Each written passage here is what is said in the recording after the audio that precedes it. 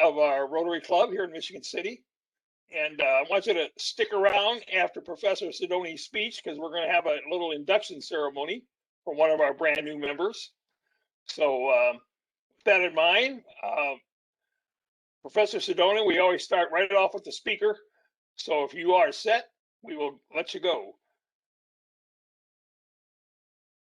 You got to unmute yourself, Professor.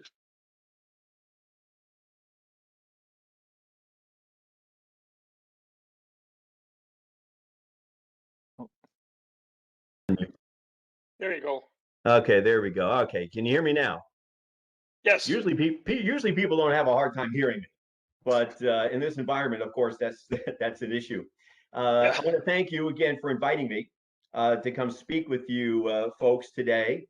I had to think about a good topic for us to talk about that wasn't so, I don't know, so economics professorial, you know? And so what I decided to do is to take a look at some trending that I'm seeing not only locally, but also worldwide, and talk a little bit about what we call the fourth industrial revolution, and then say a few words about how that so-called revolution has been accelerated due to the pandemic. So that's kind of my topic for the day. And as I told people who listened to me before, is I like to have kind of an interactive kind of talk, if you will. I'll do most of the talking, of course, because most people don't like to interact. But there may be some time when I'll ask some questions and I'll see if I get some kind of response, because I like to bounce off of some ideas that other people have. So without any further ado, let me share my screen. If it lets me do that this time. I did try to make this work before. So let's see. All right, so I want to minimize this because right now all I do is see. There we go. Does everybody see the first slide that I'm going to talk about today? Yep.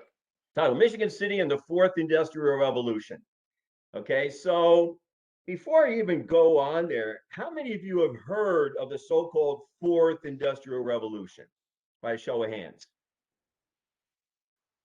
The fourth industrial. How about an industrial revolution? Anybody ever hear of the industrial? There you go. Yeah, we learned that in school, didn't we? Right? The industrial, because that's how we usually frame it, right? The industrial revolution.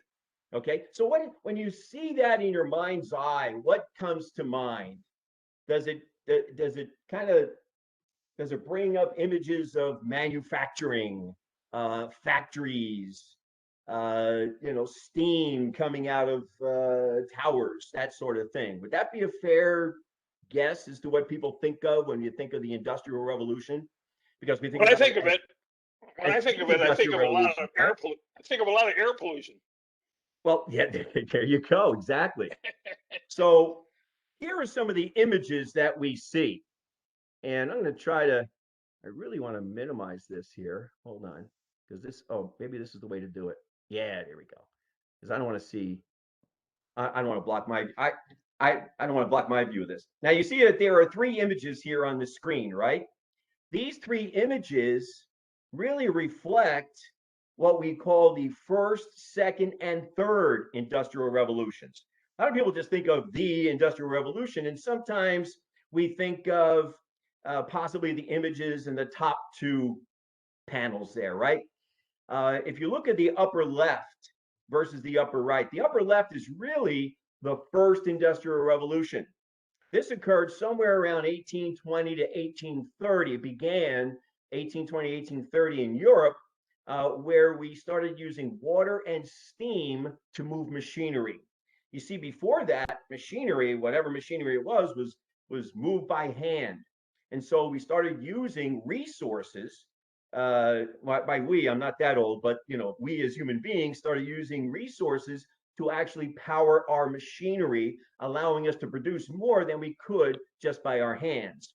So that's how we would define an industrial revolution. So the upper left-hand panel is reflective of the first one where we use water and steam. The panel to the right of that, the upper right-hand panel, is when we're starting to use other resources to produce our services in part, but mostly our goods. And that is the use of steam still. It's a little transitional period, but we started to use electricity. So the use of electricity to move our machines would be indicative of the second industrial revolution. Now, obviously, everything was black and white during the first and second industrial revolution, right? Because that's the only pictures we have. Okay. But the third industrial revolution, you can see what is that a picture of? That third industrial revolution, the one down below. Automation.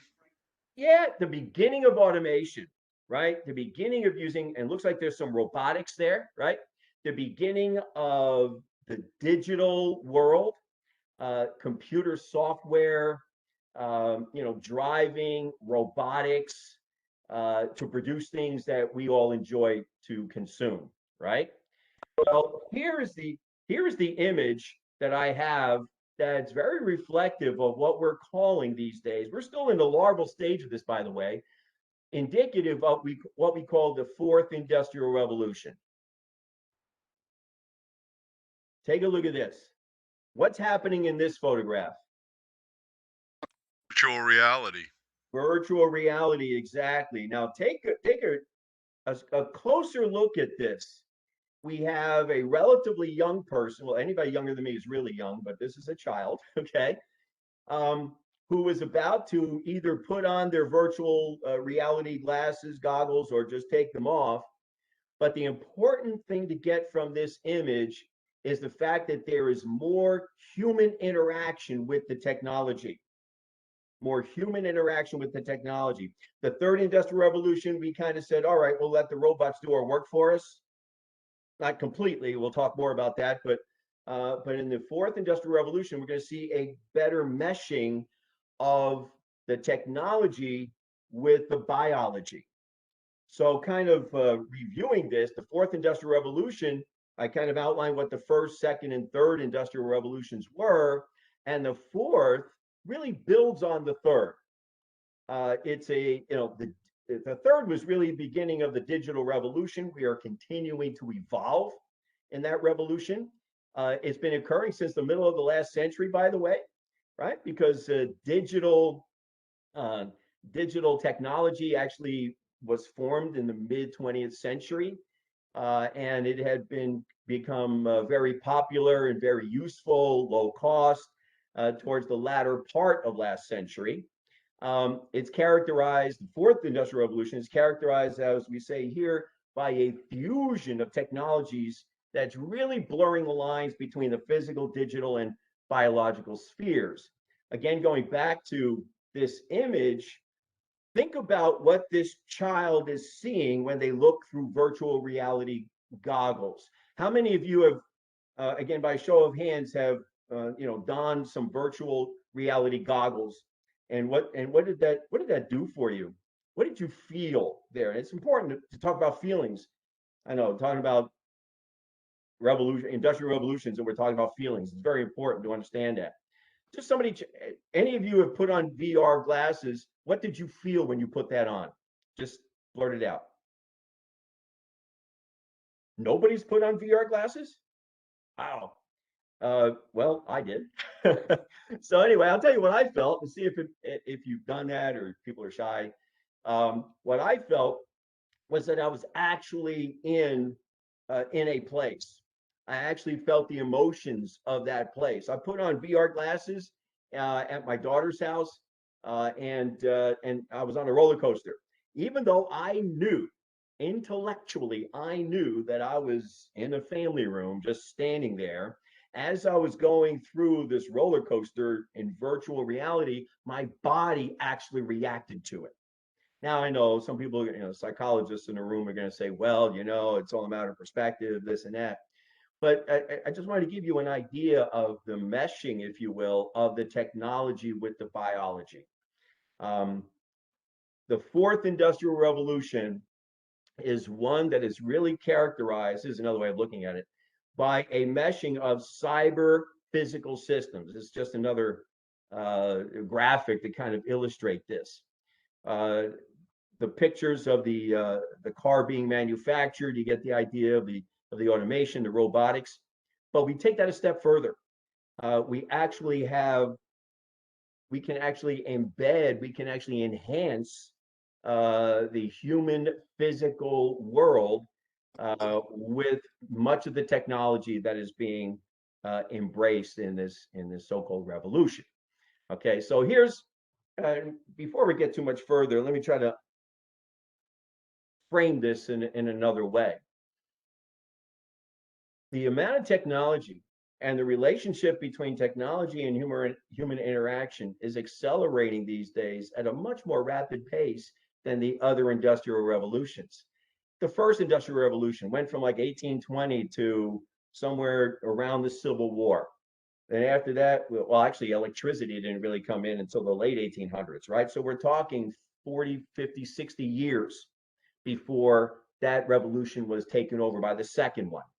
And then from the second one to 1955, 1960, that's when we started to see some robotics. It was a very, very rudimentary back then, but again, decades. Now we're seeing new technologies every 6 months. We are seeing new ways of doing things every 6 months. We are seeing augmented humans. There are people in warehouses that are wearing these suits, like something out of the Alien movie, to move heavy items in a warehouse. Where before we needed forklifts, which we still do, but we needed forklifts, but now we have these devices that you can simply control by your human arms to move very heavy items in the warehouse. And that is all part of the acceleration of our technology. So we can see here that if I was to say anything about this revolution that's taking place, it's simply the speed at which it is taking place. Now, I want to say another thing. I said it's accelerated in part by the pandemic. Think about how our lives had changed. I know a lot of us don't want to think about how our lives had changed over 2020, right? And actually, it's going to continue through 2021. We're probably not going to see anything that resembles normal, whatever normal is. There's going to be a new one, whatever normal is, until sometime maybe in the first or second quarter of 2022. And that's if nothing unforeseen happens that forces us to backtrack. I want you to think about that carefully, because a lot of people are thinking about that carefully.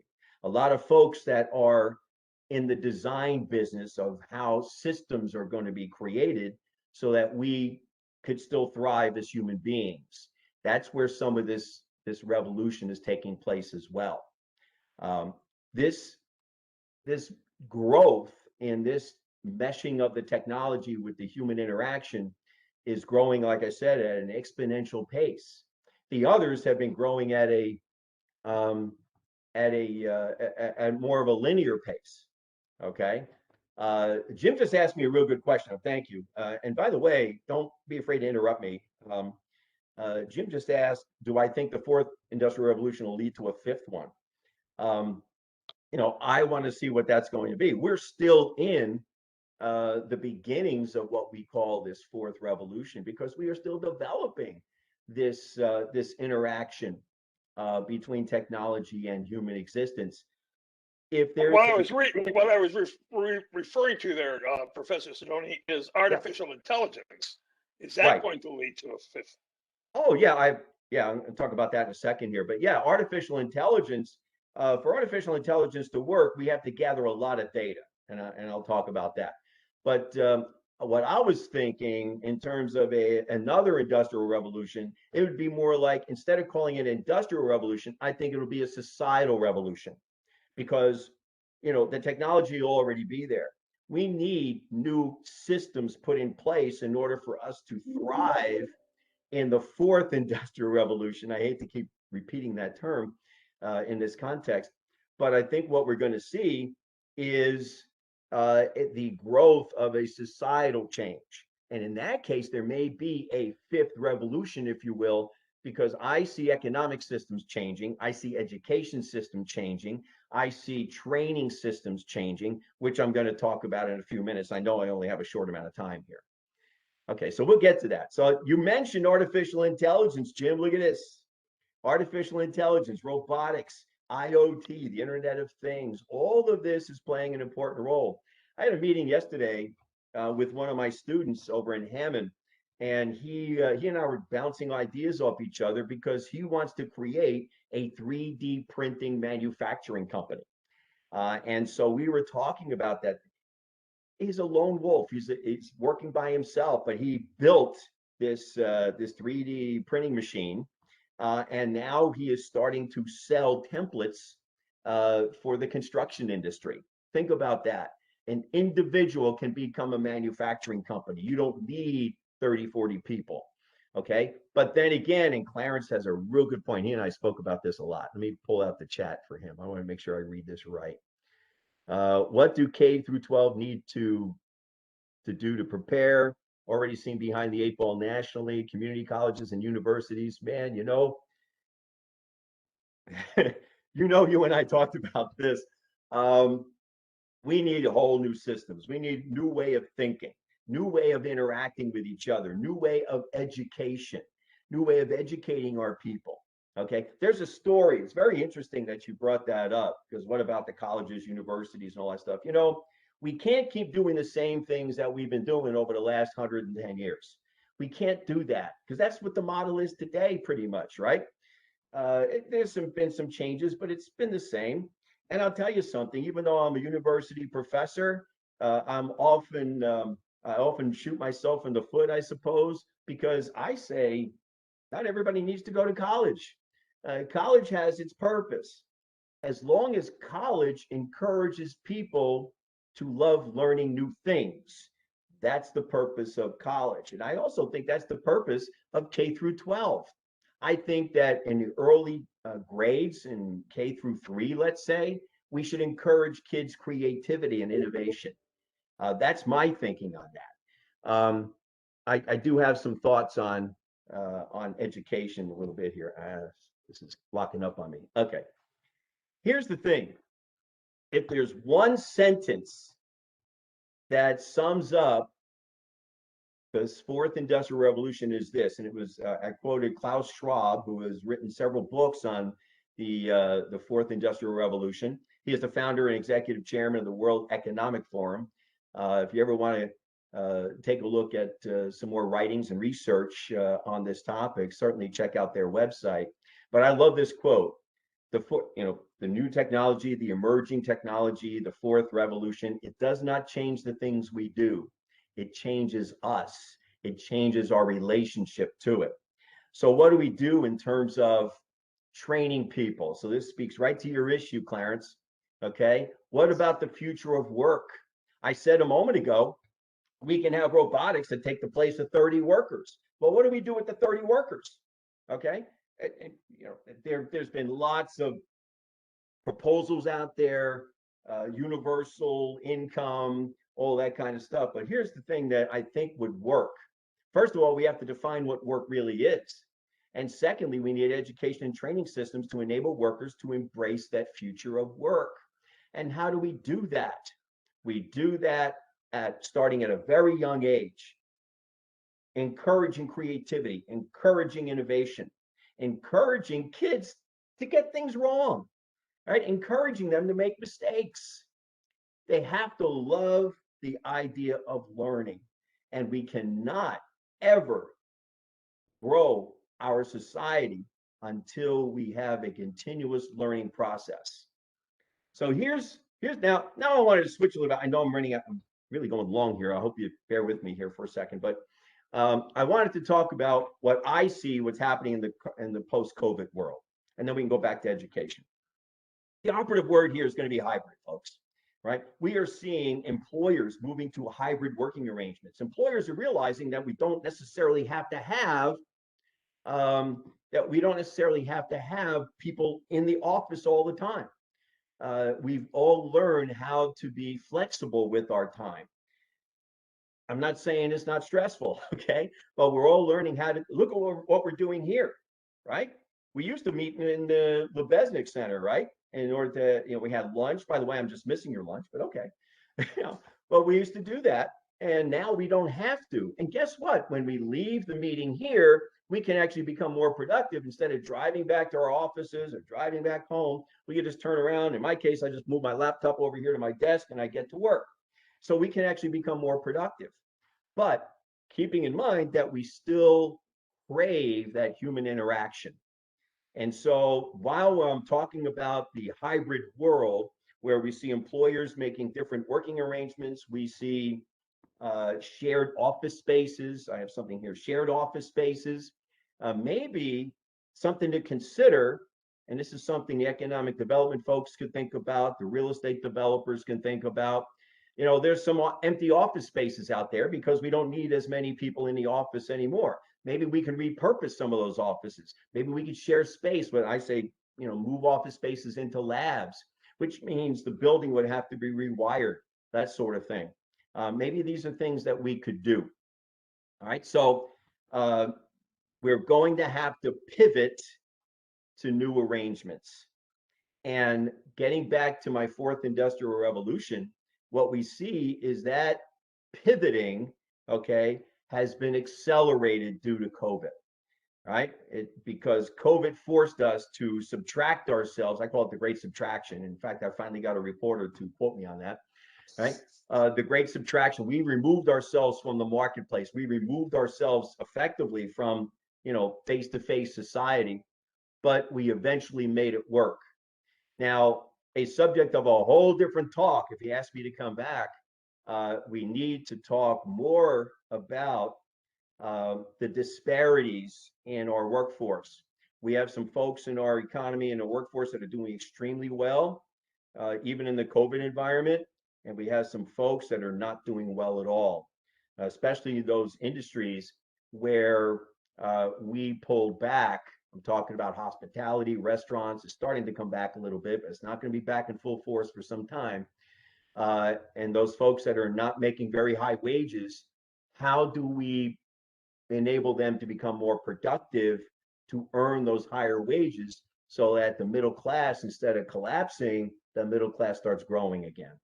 And so that's, I know I'm going really long here, but that could be the subject of another time. I'd be more than happy to come back and talk to you folks about my thoughts in that respect as well. I do have more here, but that's more dry stuff. If people have to want to ask me questions about things specifically, and I can refer to those. But I think this might not be a bad place to stop my talk here and ask you if you have any questions for me.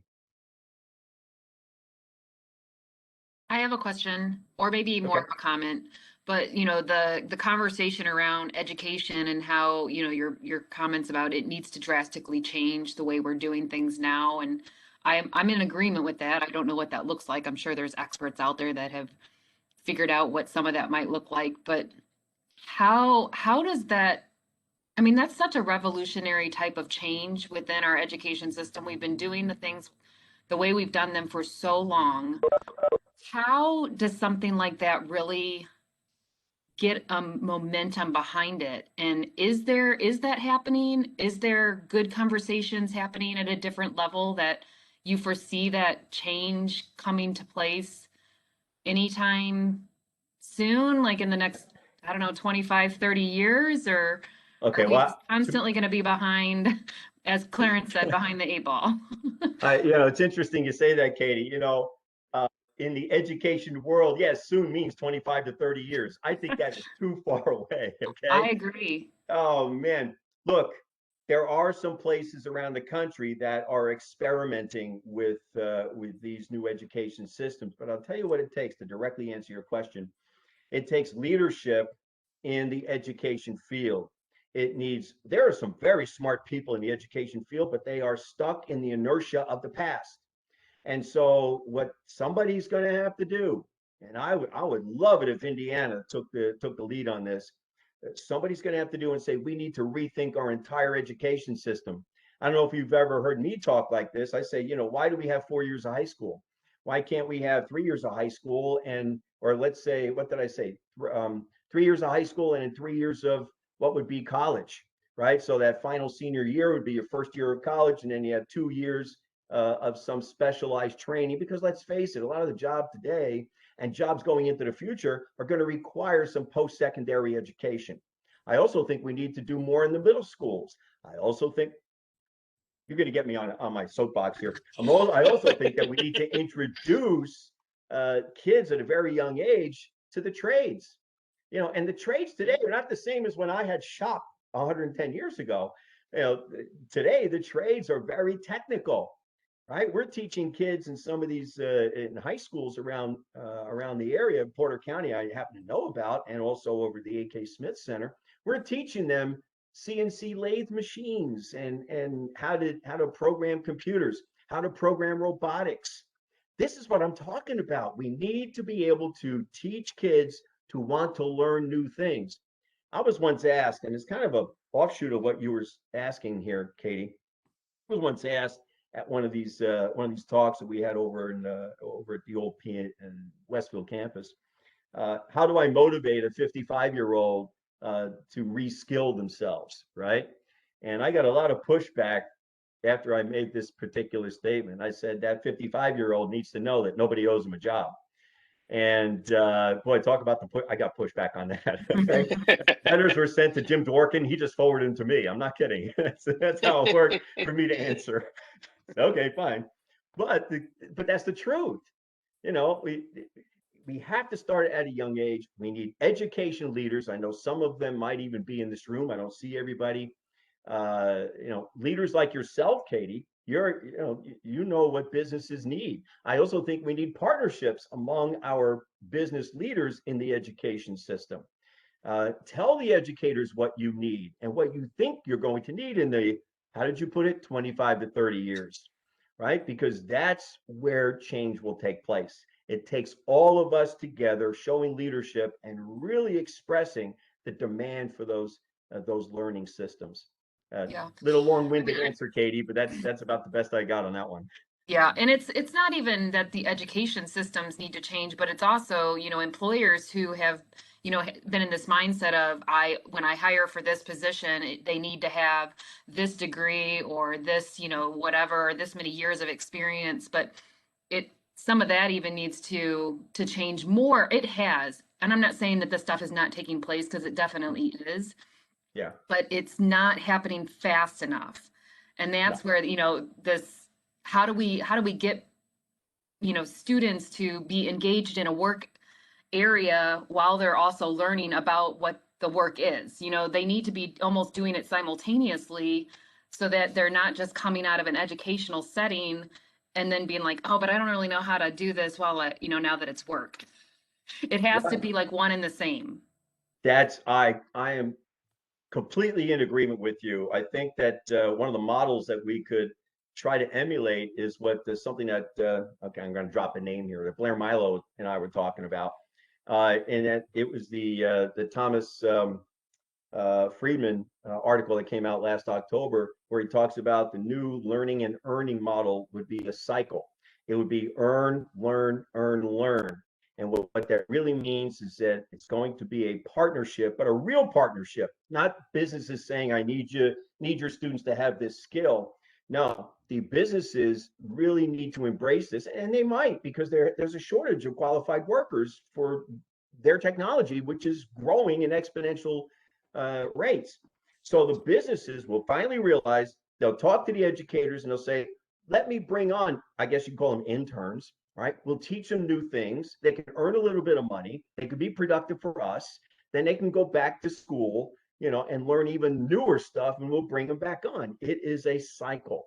I see some of that possibly happening in different areas. I know there's some schools in New York that do that, and they've interacted with some businesses around those areas.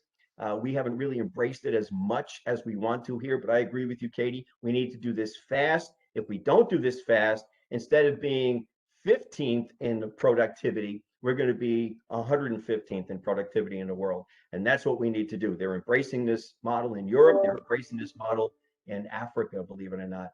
And so these are things that we need to embrace here as well. How do we make it happen? Leaders like yourself, leaders like everybody sitting in this room, in their various rooms, okay, need to simply talk to their policymakers. That would be my suggestion.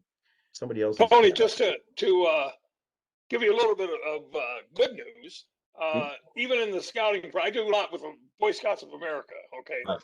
And, our Cub Scout program now, which are the young kids, the kids, starting at 8 years old, okay, Mhm. are going into and developing more and more STEM practices, Mhm. doing more and more rocketry. We're doing more and more robotics. We're doing more and more stuff along the STEM attitude, the STEM Sure. things. And I think people see that has to happen. And hopefully we can get it through our legislatures to see if we can get it to happen in for real. Okay.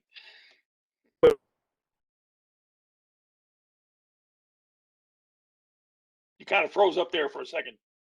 Oh, lost him. So Jim, on Well, that same line, I put in the chat that, I saw that. yeah, so we've been doing that for a couple of years. Clarence, was part of that. And because those coding skills are also problem solving skills and learning to fail, succeed at failing kind of thing. And so, and I'm excited because Adam and Shell are going to be our sponsor for one of our big sponsors for the Teacher Tech Conference this year. So, it's an ongoing thing. I know I have a 22-year-old son that has no intention on going to college now because he knows how to learn all by himself. Now, he'll probably never work for anybody because he'll be an entrepreneur, but That's so right. I don't know how he credentialized himself, but he's doing a lot without it. So it's just interesting. And I'm not freaked out about it. It's fine. Okay, well, I'm sorry we lost Tony there. He's kind of hung up. I can see that his bandwidth has dropped off for some reason, and so you can't see his video. But Tony, can you hear us at all? Guess not.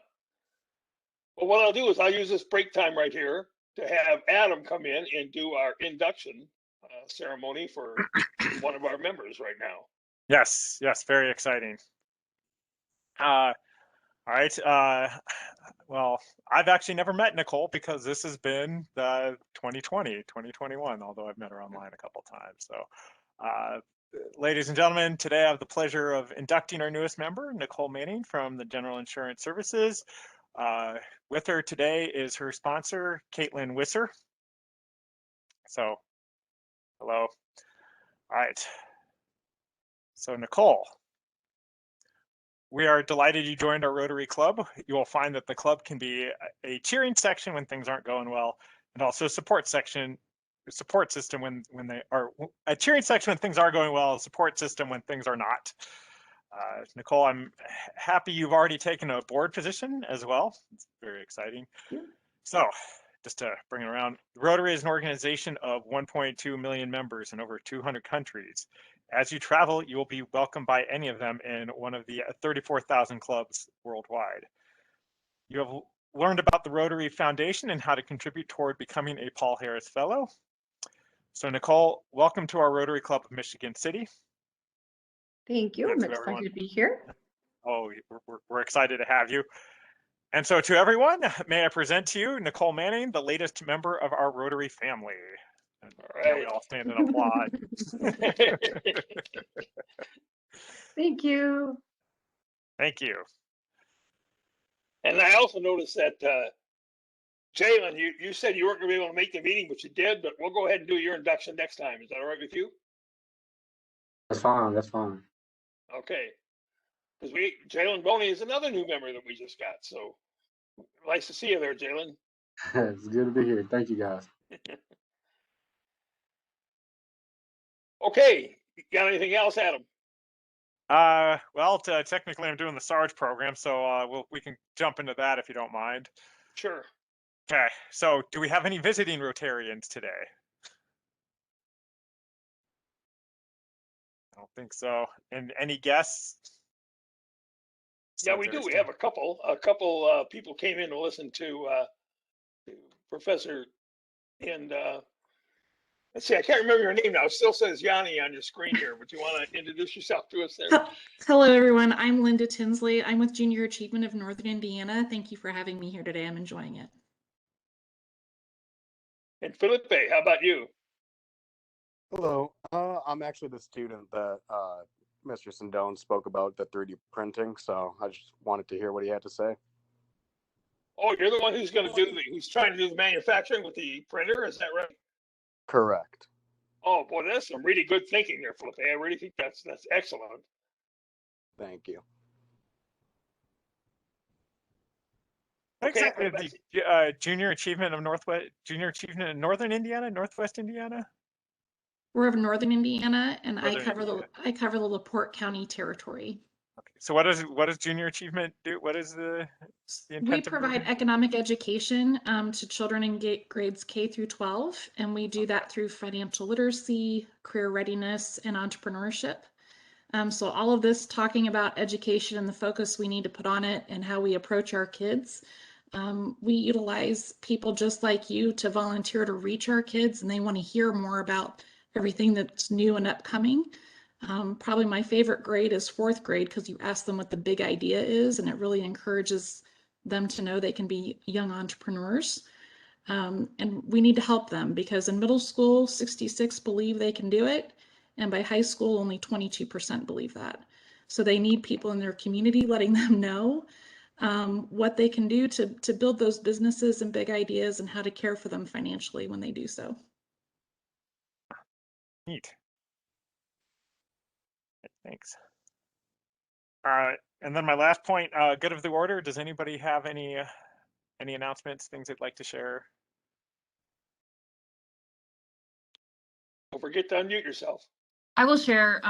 We are having a community job fair on Tuesday, April 13th from 1 to 4 in the afternoon at Blue Chip Casino. It's industry focused around hospitality, tourism, restaurant, retail, professional services. There is a event on Facebook. You can find it, Michigan City Community Job Fair, and it has a list of employers that will be there. We have about 23 registered so far, and we really encourage job seekers to attend and make connections.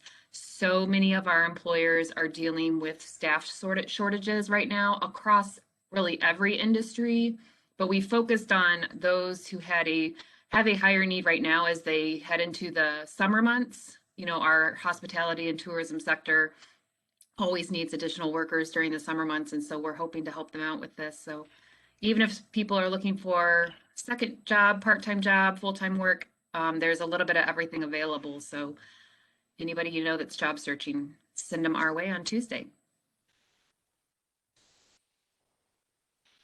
Matt, you got your hand raised. I do, if I can unmute myself. Well, I get to crow a little bit, and I also get to urge our Rotary Club to get involved with something. My extraordinary daughter, Nora Riska, has spearheaded a effort to clean up Michigan City, the great Michigan City Green Clean, along with her friend Mike Kilborn. What has happened to it, which was supposed to be like a couple of week little project, has blossomed into an ongoing effort where literally hundreds of people in Michigan City have gone out on their own time, cleaning up the streets, picking up garbage, and we're talking like 6, 8, 10 bags of garbage that individuals will pick up along the streets. It was mentioned at the city council meeting last night. It was mentioned at the Board of Works meeting. The next big event is going to be Earth Day, which is April 22nd. And I really think that it's an opportunity for we as a Rotary Club to show our stuff by getting involved with this sort of ad hoc cleanup group, and for Rotary to go out and show our stuff as community leaders, to go out for an hour or two on April 22nd. I did talk to Nora this morning, and they will, for groups that are going to get involved that day, they will give a designated area to go clean up. I know we're not going to have time before our next or at our next board meeting to really get this organized. So it's really going to be something that we might be able to organize in this meeting or the next meeting, to go out for our lunch hour or early evening when we're off work, or early morning before work to do some community service, to join this whole citywide effort that is for having amazing results. So kudos to my daughter Nora and Service Before Self Rotary. Pat, if you send me the information, I can put something into the newsletter onto the website, and also send an email and a text out to the members. See if we can get people that want to come in. But you gotta let me know when, who, and where we might be doing it. I'll get the information from Nora, and then we can, like I said, sort of in our smaller executive group, figure this out. Okay. Yep. Thank you. I'll just add on to that. I also had a beautiful hour-long conversation with Nora this morning, and wanting to try to figure out how we can get businesses involved and chamber members involved. So I think we've landed on trying to help with some sign-up sheets. I know Caitlin just mentioned, sign-up sheets. So we're working on that, and as soon as that is all available, I'll be sure to send that out to the group so that anybody that wants to sign on.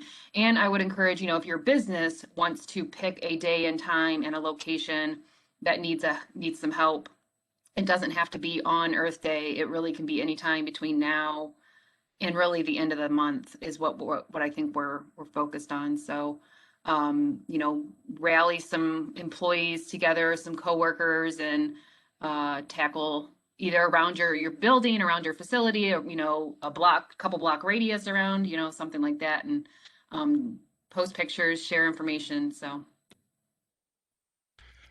In addition to that, Nora started about 3 or 4 years ago, Monday morning beach cleanup, and people have gone down to the beach on Monday morning during the summer to clean up after the weekends, both people trash and the amount of debris that washes up out of the lake. And we're not talking about natural debris, we're talking about plastics that are just now in our water that wash up on the beach.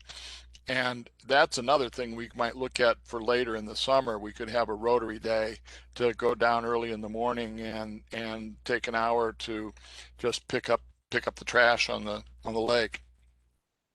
So we'll keep that in mind too. This is Pastor Carroll. Can you hear me?